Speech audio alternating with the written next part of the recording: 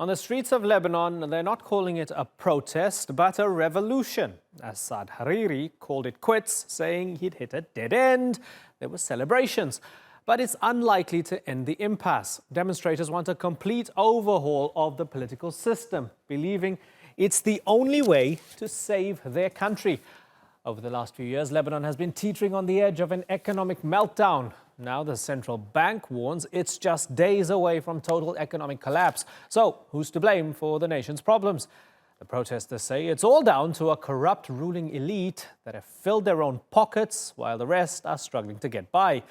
They want change, a new government, not one based on religious and sectarian lines, rather one made up of independent experts that can revive the economy, end corruption, and unite the country.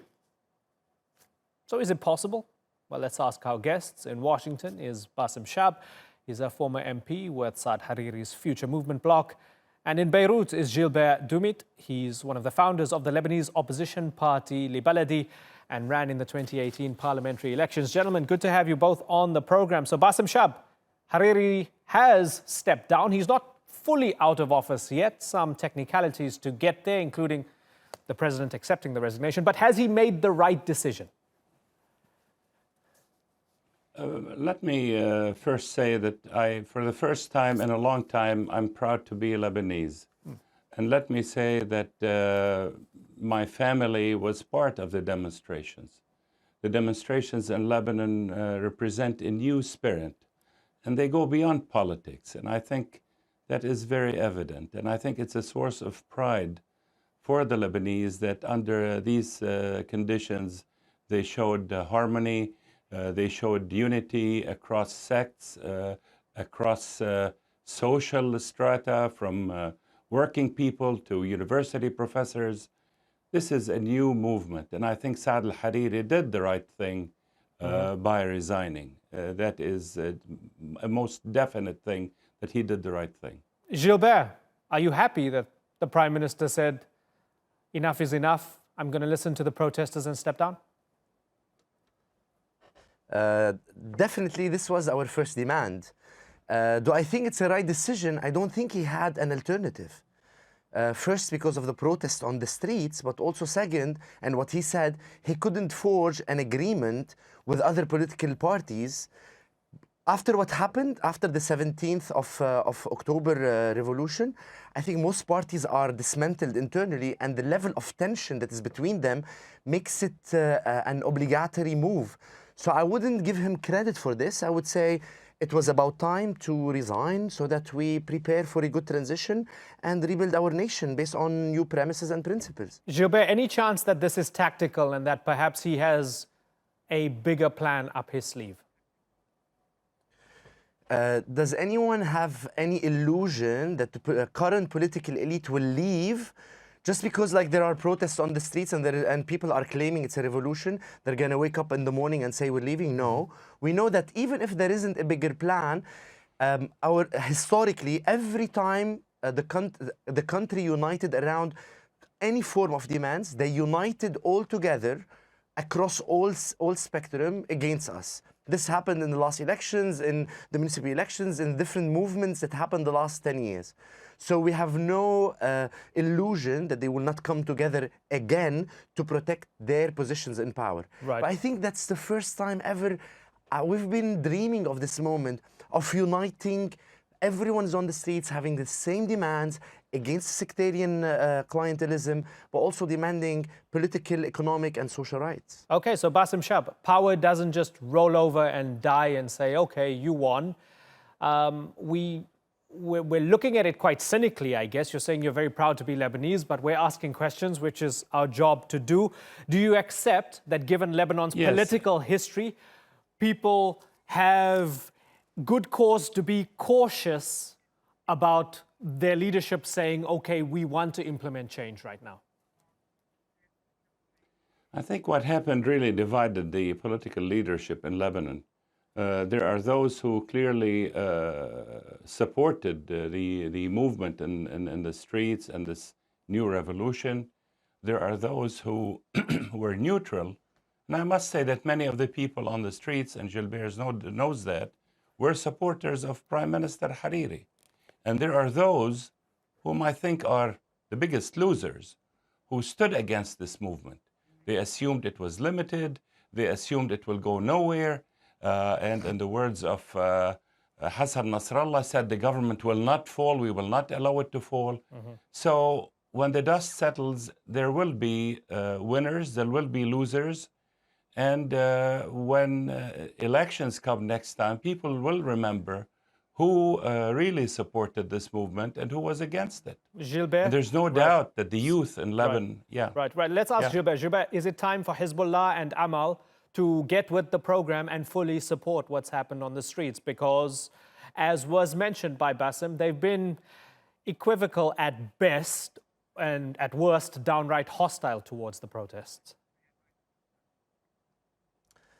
I would like to start just to diagnose the problem. So the problem is not only the Prime Minister and Saad Hariri. So we're talking about a political system that everyone abused. The 6 leaders and the 6 sectarian parties have been abusing and protecting for so long to maintain their economic interests, but also their control over power. So it's not only, and if you listen to the movement demands, it's not only an issue of the cabinet.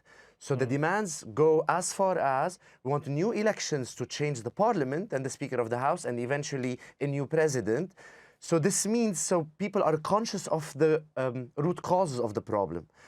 Should Hezbollah and Amal join? They shouldn't join. I think everyone who led us into our crisis should be held accountable. And I hear often, especially international media, okay, let's look at you and look, so you're demanding things that are a bit too far. If I look at any country in the world, whenever you fail in governing your country, you resign and there are early elections and you go for a new government. Why Lebanon is not allowed to do this? And it has always been played by fear. And if I look at Basem, because I know Basem, we used to be together during March 14th. For example, like Lebanon has lost someone like him in politics who's decent and who's competent. So this is what we're calling for. We want people who are decent and competent, who are not affiliated to any party, to make sure that we rebuild our nation and implement our constitution that is a secular one. So Basem, when people talk about needing technocrats and experts, are they basically saying decent, competent people? I mean, Gilbert considers you one of them. Decent, competent people who won't wreck the economy and screw this up like everybody else has done over the past few years? What Gilbert says is true, that the thing that really prompted this movement was an unmitigated disaster in economy, in finance, and it is all because of political bickering. So Gilbert is right about that, and you cannot get people who got us into this mess to get us out of it. But I think a lot of the wise political leadership know that their time has come and gone, and it's time for new faces with who are patriotic, clean, who want to do something and make a difference. And we should give them a chance. I think to go back to the old ways would be suicide. Already Lebanon is beyond recovery anytime soon.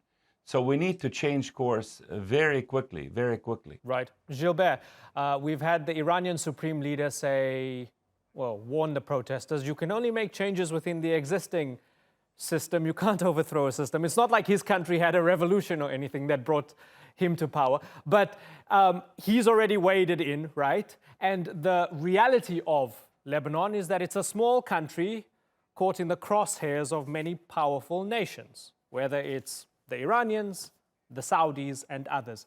Do you worry that now is the time for the rest of those nations to start to play their cards, whether the Saudis or the Iranians? Do you worry that they're going to start to fiddle now?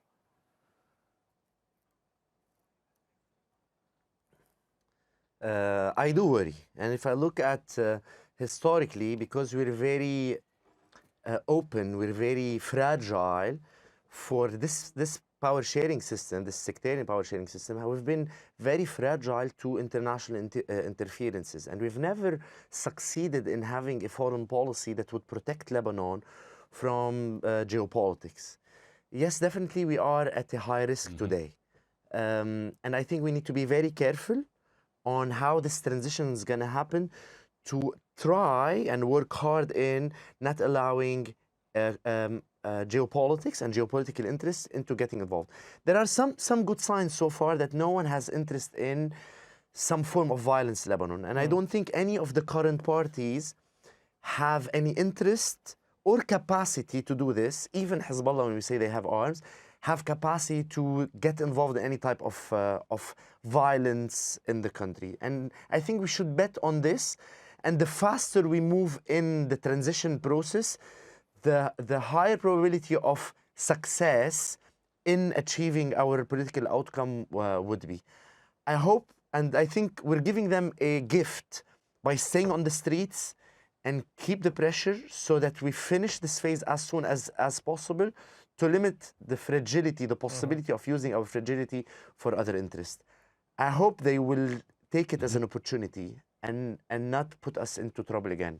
Basem, how does Lebanon right now help insulate and protect itself from becoming yet again another proxy playground and battleground of other powers? Because usually when there's an opening, they come in for the kill. I think there were attempts to characterize this movement as being funded by some agencies or countries, but even Hassan Nasrallah himself admitted this was a spontaneous thing. And what we saw could not have been orchestrated. Demonstrations in all of Lebanon, all of towns, across religions, across sects. I think people misjudge those who think in terms of realpolitik and countries intervening, thought this would go nowhere, and they were mistaken. There's a new spirit, and this spirit is not going to go away anytime soon.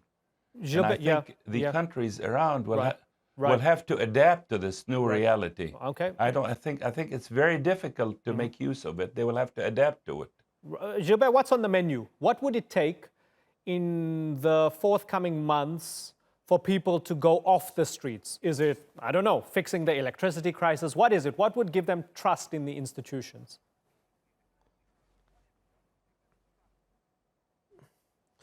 Okay, so I think the core term is trust. What the country needs now for the economy and our financial crisis to turn the cycle positively, Lebanese need to trust government, and the international community needs to trust government again.